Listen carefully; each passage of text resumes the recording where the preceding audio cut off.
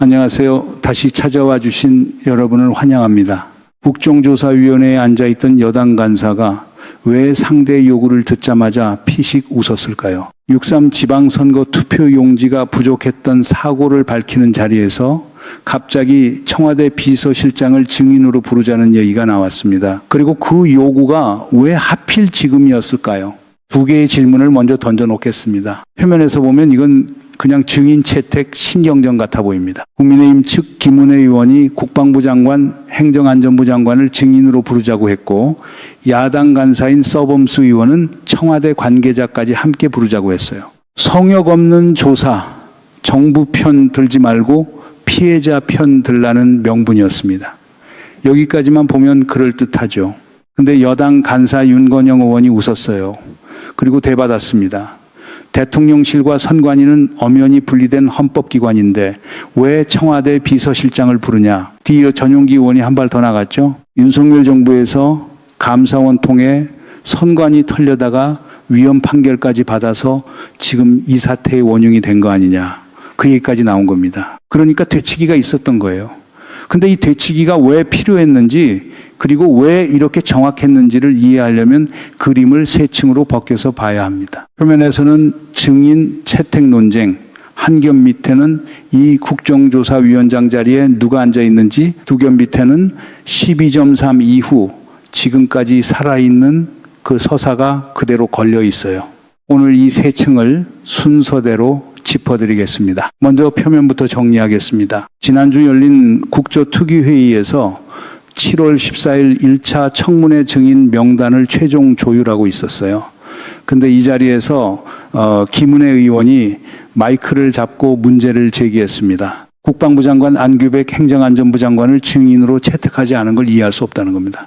논리는 이래요. 청년 장병들의 참정권 침해 실태가 조사 범위에 들어가 있고, 특히 15사단 어느 부대에서 2등병 이중투표 문제가 있었는데 군부대에서 보고 누락이 있었다. 그런데 국방장관이 증인에서 빠졌다. 이게 방탄 국정조사가 아니냐, 그렇게 몰아붙였습니다. 서범수 국민의힘 간사는 한 발 더 나갔어요. 선관위원 추천하고 예산 심사하고 선거지원 업무 총괄하는 게 청와대 아니냐. 그러니 청와대 관계자도 증인으로 나와야 한다는 겁니다. 정부 편, 대통령 편이 아니라 피해자 편에 서라는 얘기까지 했습니다. 국민의힘 정점식 원내대표는 사흘 전에 페이스북에 이런 글을 올렸어요. 이재명 대통령이 진상규명의 진정성을 보이려면 야당이 추천하는 선관위 특검부터 수용하라. 이 요구가 국조회의장 안에서도 그대로 반복되고 있는 겁니다. 이 논리 표면에서는 나쁘지 않게 들리시죠? 근데 여당 간사 윤건영 의원이 딱 한마디로 되받았어요. 진실 규명에 장관이 꼭 필요하지는 않다. 정쟁하는데 장관이 필요하면 그건 용납할 수 없다. 그렇게 못을 박았습니다. 그리고 이어서 말했어요. 대통령실과 선관위는 엄연히 분리된 헌법기관인데 선관위 문제를 따지자면서 대통령 비서실장을 부른다는 건 누가 봐도 과하다는 겁니다. 이거 별주부전 아닙니까? 청와대로 부르자는 얘기가 진짜 청와대 답변 들으려는 건 아니거든요. 왜 그런지 지금부터 짚어드리겠습니다. 여기서 이 국정조사가 어떻게 시작됐는지부터 돌이켜봐야 합니다. 지방선거에서 투표용지 부족 사고가 터진 뒤 여야가 각각 국조요구서를 냈어요. 조사 대상을 두고 협상이 붙었는데 국민의힘 측은 처음부터 청와대와 경찰까지 조사 대상 기관에 넣자고 요구했습니다. 근데 최종 국조계획서에서 이건 빠졌어요. 조사 대상은 중앙선관위와 지역선관위로만 한정됐고 대신 행정안전부 관계자 증인 채택에 협조하기로 합의한 겁니다. 협상 결과 자체가 그랬어요. 그런데 이번 회의에서 서범수 의원과 김은혜 의원이 청와대 비서실장 증인 채택을 다시 요구한 거예요. 협상에서 한번 진 카드를 증인 채택 단계에서 다시 꺼낸 겁니다. 여당이 웃은 이유가 여기서부터 보이기 시작하시죠. 근데 여기서 여야 신경전이라고 정리하고 넘어가면 이 그림의 핵심을 놓칩니다. 이 국정조사위원장이 누구인지를 봐야 해요. 국민의힘 5선 윤상현 의원입니다. 윤상현 위원장과 어떤 이력이신지 짚어보겠습니다. 2024년 6월 국민의힘 당대표 선거에 출마했던 시기에 유튜브 채널 이봉규 TV에 출연하셔서 뭐라고 했냐면요. 22대 총선 관련해 부정선거 의혹 국회 차원의 청문회와 국정조사를 추진하겠다고 공언했습니다. 이건 본인 발언이에요. 2025년 7월에는 자유공화 리셋코리아 창립준비 발대식과 토론회에 전한길 씨를 초대했다가 윤호개인 행사로 오해받아서 국회에서 공식 사과까지 했습니다. 이 이력이 뭘 의미하냐면 부정선거 음모론과 아주 가까운 거리를 걸어온 분이 이번 투표용지 부족 사태 국정조사위원장 자리에 앉으신 거예요. 그래서 국조계획서 표결 때 무소속 최혁진 의원이 유일하게 반대표를 던졌습니다. 국정조사 자체를 반대한 게 아니에요. 위원장으로 내정된 윤상현 의원이 부정선거 음모론에 동조했던 것에 대해 공개 사과가 먼저라는 이유였습니다. 최혁진 의원이 뭐라고 했냐면 국민의힘이 여전히 선관위 문제와 관련해 부정선거론과 연동된 선동정치를 하고 있는 상황 아니냐. 그러니 위원장직 수행 전에 사과가 필요하다. 이렇게 지적했어요. 매체 인터뷰에서 나온 발언입니다. 이 부분 지상파 종합뉴스 톱뉴스에서 몇 번이나 보셨어요.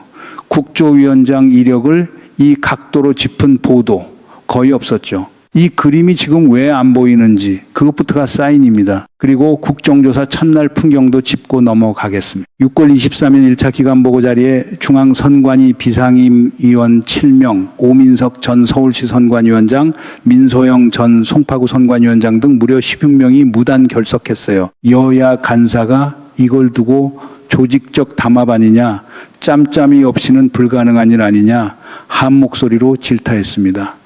이 국조가 시작부터 어떻게 굴러갔는지 감이 오시죠. 참고로 그날 김은혜 의원은 이 결석 사태를 두고 국민에 대한 집단 항명이라고 표현했어요.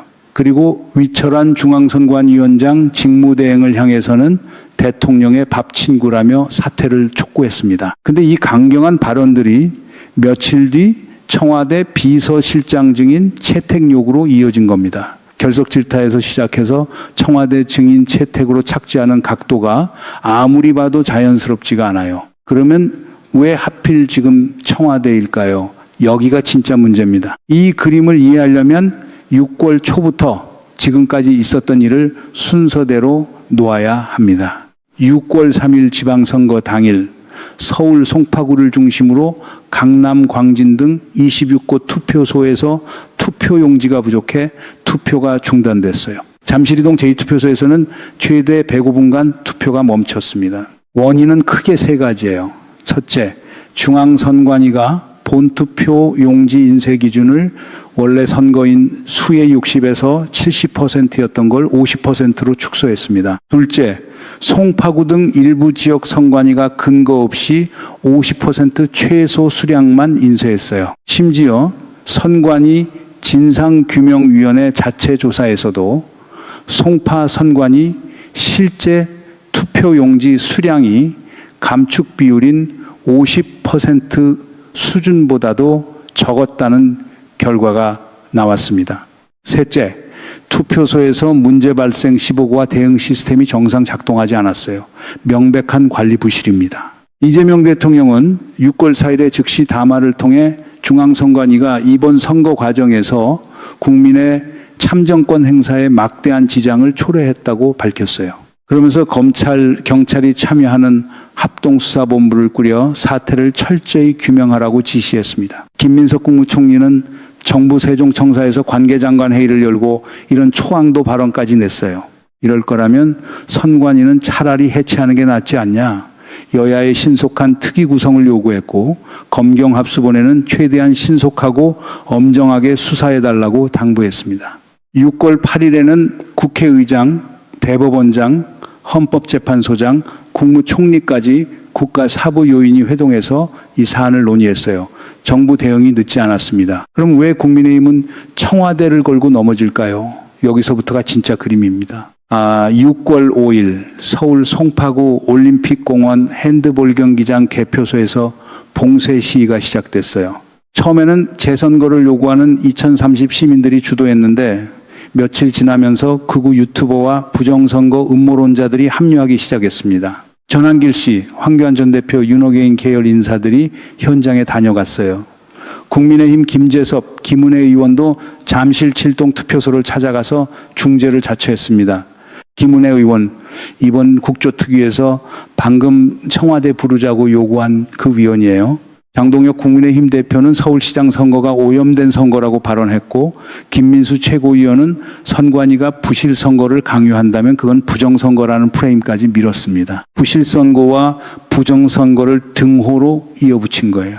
이 논리가 지금 국정조사장으로 흘러 들어가고 있는 겁니다. 봉쇄 시위 27일 동안 현장에는 성조기까지 등장했고, 시위대 일부가 경찰관을 폭행하고 여성 유소년 국가대표팀 소지품을 검사하는 사건까지 있었어요. 서울경찰청은 시위 관련 사건 58건 중 57건을 수사 중이고 대상자는 139명이라고 밝혔습니다. 봉쇄가 시작될 때의 성격과 27일 뒤 성격이 완전히 갈아입혀졌어요.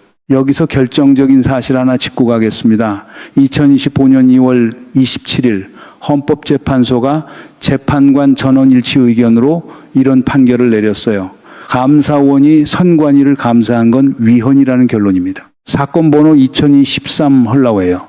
헌재가 뭐라고 판시했냐면 감사원은 위헌 위법 직무감찰로 선관위의 독립적인 업무 수행 권한을 침해했다. 대통령 소속 감사원이 선관위 감찰하는 걸 허용하면 선관위의 공정성과 중립성에 대한 국민 신뢰가 훼손된다. 그렇게 명시했습니다. 더 중요한 건 선관위가 헌재 변론 중에 뭐라고 했냐요? 감사원 직무감찰이 순수한 감시 목적 때문에 촉발된 게 아니고 부정선거 음모론을 잘못 맹신한 대통령과 관련돼 있다는 게 12.3 비상계엄 사태로 명확해졌다. 그렇게 공식적으로 진술했습니다. 이건 선관위 공식 입장이에요. 그러니까 전용기 의원이 이번 회의에서 되받아친 그 논리, 팩트 그대로예요. 감사원 통해서 선관위 흔들려다가 위헌 판결까지 받은 세력이 이번엔 국정조사장 안에서 같은 일을 반복하려는 거 아니냐. 이 지적이 헛말이 아닙니다. 12.3 그밤에 계엄군 297명이 과천 선관위 청사에 진입해서 선관위 당직자들 휴대전화 압수하고 청사 점거하고 전산실 서버를 촬영했잖아요. 이게 다 윤석열 전 대통령의 직접 지시였다는 게 확인됐습니다. 그리고 그 지시의 논리적 뿌리가 어디에 있었냐면 극우 유튜버 이봉규 씨의 이봉규 TV, 전광훈 씨의 전광훈 TV, 그리고 스카이데일리 같은 매체에서 나온 부정선거 음모론이었어요. 이봉규 TV, 앞서 말씀드린 윤상현 위원장이 부정선거 청문회 공언했던 바로 그 채널입니다. 시사저널 취재를 보면 당시 용산 대통령실 단체 대화방에는 부정선거 음모론이 담긴 유튜브 영상이 수시로 공유됐고 참모들은 그 영상이 올라오면 회장님이 시켰구나 그렇게 인식했다고 합니다. 부정선거 음모론 확인이 계엄의 주요 목적이었다는 게 이후 헌법재판소 탄핵심판, 대법원 판결에서 다 정리됐어요. 그리고 이거 하나만 더 짚고 넘어가겠습니다. 윤석열 전 대통령이 파면된 직후 첫 공개 행보가 뭐였는지 아세요? 지난해 5월 21일 서울 동대문 한 영화관에서 부정선거 신의 작품인가라는 다큐멘터리를 관람했어요. 이영돈 PD가 제작한 그 영화 22대 총선을 포함해 국내 주요 선거 결과가 조작됐을 가능성을 제기하는 내용입니다. 관람에 전한길 씨가 동행했고요. 중앙선관위가 즉시 입장문을 내서 근거 없이 음모론을 부추긴다며 유감을 표명했고 영화의 주장 12개 항목을 조목조목 반박했습니다. 헌재에서 탄핵으로 파면된 사람이 파면 사유였던 그 음모론 영화를 첫 공개 행보로 관람한 거예요. 서울의 봄, 그 새벽 장면 보신 분들이라면 어디서 본 듯한 그림입니다. 그런데 그 서사가 지금 국정조사장 안에서 다시 살아나려는 거예요. 채널만 바뀌었지 논리회로는 같습니다. 이쯤에서 다들 놓치고 있는 부분이 있어요. 청와대를 부르자는 요구, 이게 진짜 청와대에서 뭘 물어보려는 게 아닙니다. 그림을 바꾸려는 거예요. 선관위 관리 부실 조사가 목적이었다면 이미 조사 대상은 명확합니다. 중앙선관위, 지역선관위, 그리고 협조 요청받은 행정안전부까지요. 여기서 진상규명이 얼마든지 가능해요. 근데 청와대를 끌어들이는 순간 조사의 성격 자체가 바뀝니다. 관리부실 조사가 정치적 개입 조사로 변해요. 그리고 정치적 개입이라는 프레임이 만들어지는 순간 부정선거 서사가 자연스럽게 붙을 자리가 생기는 겁니다. 실패한 계엄의 명분이 국정조사장 안에서 다시 살아나려는 겁니다. 여기서 잠시 멈추고 생각해 보세요. 처음에 던졌던 질문 기억나시죠? 여당 간사가 왜 피식 웃었냐는 질문이었잖아요. 지금 이 자리에서 보이는 답은 사실 웃은 게 아니었다는 겁니다. 이 카드가 나올 걸 예상하고 있었던 거고 그 예상이 정확히 맞았다는 확인의 표정이었어요. 왜냐하면 이 카드 여기서 처음 나온 게 아니거든요. 국조계획서 협상 테이블에서 한번 나왔다가 접힌 카드고 그 이전에는 계엄 담화문에서 이미 한 번 나왔던 카드예요. 세 번째 등장인 겁니다. 매번 같은 세력, 같은 논리, 같은 프레임입니다. 그리고 매번 등장할 때마다 무대가 조금씩 달라졌어요. 처음에는 계엄이라는 위법 무대, 두 번째는 협상 테이블, 세 번째는 국정조사장. 무대가 점점 제도 안쪽으로 들어오고 있는 겁니다. 이게 이번 시도가 지난 두 번보다 더 위험한 이유예요. 여러분이 뉴스 보시면서 이 부분이 왜 이렇게 깔끔하게 정리돼서 다뤄지지 않는지 그 부자연스러움을 느끼셨을 겁니다. 그 감각 정확했던 겁니다. 이 그림을 있는 그대로 보여주면 지금 누가 무슨 서사를 다시 꺼내려고 하는지가 너무 선명하게 드러나거든요. 그러니까 표면에서만 다루는 겁니다. 선관위 관리 부실이라는 사실은 다루되 그 위에 얹혀있는 프레임 전쟁은 안 다루는 거예요. 근데 그 프레임 전쟁이 사실 이 국정조사의 진짜 판입니다. 관리 부실 조사는 검경합수본이 이미 하고 있고 법원이 판단할 겁니다. 국정조사가 필요한 이유는 시스템 개혁이잖아요. 그 개혁 논의가 부정선거 프레임에 붙잡히면 나오는 결론은 절대 시스템 개혁이 될 수 없어요. 그러면 이제부터가 문제입니다. 7월 14일에 1차 청문회가 열립니다. 7월 22일에 2차 청문회가 예정돼 있고요. 국정조사 기간은 8월 1일까지 45일이고 필요하면 연장할 수 있어요. 국민의힘은 이와 별개로 야당 추천 선관위 특검을 요구하고 있고 민주당 한병도 원내대표는 자체 특검법을 발의하겠다고 밝혔습니다. 투표용지 인쇄 물량 축소 경위, 선거일 지휘부 보고, 누락과 지연, 선관위 내부 부패와 무능까지 수사 대상에 포함하겠다는 방침이에요. 여러 트랙이 동시에 굴러가는 상황입니다. 그런데 그 트랙 중에 어느 게 실제로 참정권 침해 원인을 밝히는 방향으로 가고 어느 게 다른 서사를 조립하는 방향으로 가느냐. 이 부분이 지금 갈리고 있는 겁니다. 선관위 관리 부실 자체는 명백한 사실이에요. 최근 5년 동안 대통령 선거, 국회의원 선거, 지방선거에서 발생한 선거관리 사고가 180사건에 달했습니다. 이번 지방선거에서만 봐도 강원 원주 우산동에서는 투표관리관이 임의로 투표함에 투표용지를 넣은 의혹이 있었고 광주 광산에서는 선거인명부 페이지가 누락됐고 충북 청주 서원에서는 선거권자 1296명 명단이 빠진 채로 투표소에 전달됐어요. 경남 남해에서는 담당자 착오로 선거권 있는 주민 7명이 선거범으로 잘못 등록돼서 명부에서 제외됐고 경기 성남과 전북 전주에서는 교육감 선거 개표 결과가 잘못 입력됐습니다. 진짜 심각한 문제입니다. 특검이 됐든 국정조사가 됐든 이 관리 부실의 구조적 원인을 밝히는 게 국민 참정권 회복의 출발점이에요. 근데 지금 이걸 부정선거 프레임에 넣어버리면 어떻게 되냐면 관리 부실이라는 팩트 자체가 다른 얘기 밑에 묻혀버립니다. 잠실 봉쇄 시위 27일 동안 시민들이 요구한 건 부실 선거 책임 규명이었어요. 재선거 요구도 있었죠.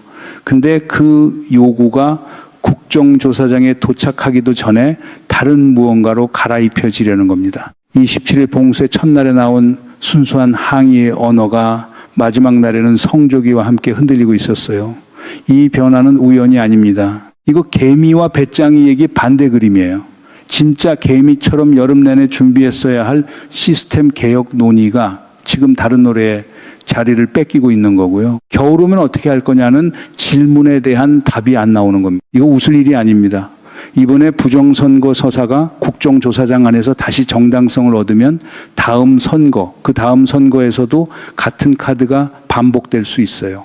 실패한 논리가 제도권 안에서 이렇게 부활할 수 있다는 사실이 확인되는 순간 그 패턴이 표준이 되는 거예요. 이건 대한민국 선거 시스템에 대한 신뢰 자체의 문제로 커집니다. 그리고 신뢰가 무너진 선거 시스템이 어떤 결과를 낳는지는 우리가 이미 12.3에서 봤어요. 그 밤에 계엄군이 들어간 곳이 어디였는지 정확히 기억해 두셔야 합니다. 반복되면 우연이 아니거든요.